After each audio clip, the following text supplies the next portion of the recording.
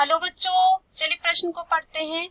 पुष्पों द्वारा स्वपरागन को रोकने के लिए विकसित की गई दो कार्यनीतियों का जो है वर्णन दीजिए। इस प्रश्न में हमें ये बताना है कि पुष्पों द्वारा स्वपरागन को रोकने के लिए विकसित की गई दो कार्यनीतियों का जो है वर्णन दीजिए।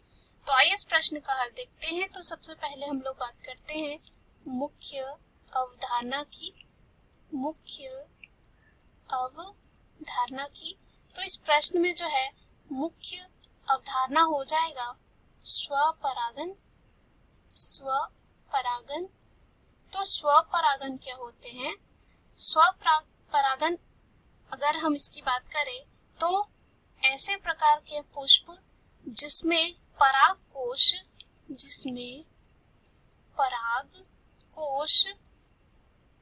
तथा वर्ती काग्र जो है पास पास स्थित होते हैं या पास पास रहते हैं।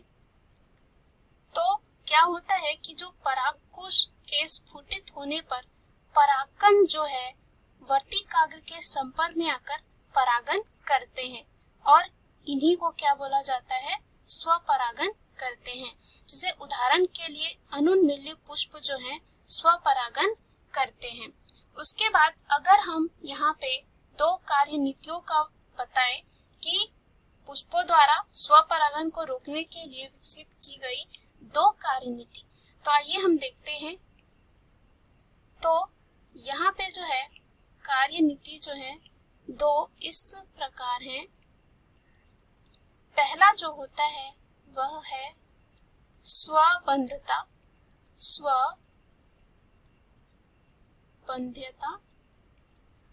अगर हम बात करते हैं स्वबंध्यता क्या होती है, तो इस प्रकार की जो कार्यनीति होती है, यदि किसी पुष्प के परागकण उसी पुष्प के वर्ती काग्र पर गिरते हैं, क्या होता है इसमें? जो परागन होते हैं उसी पुष्प के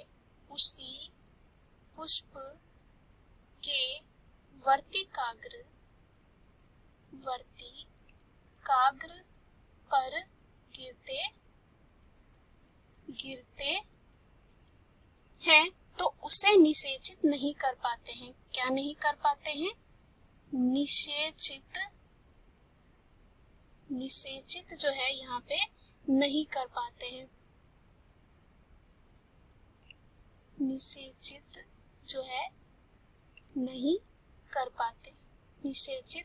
नहीं कर पाते। उदाहरण के लिए वाल्वा के एक पुष्प के परागण उसी पुष्प के वर्तिकाग्र पर अंकुरित नहीं होते हैं।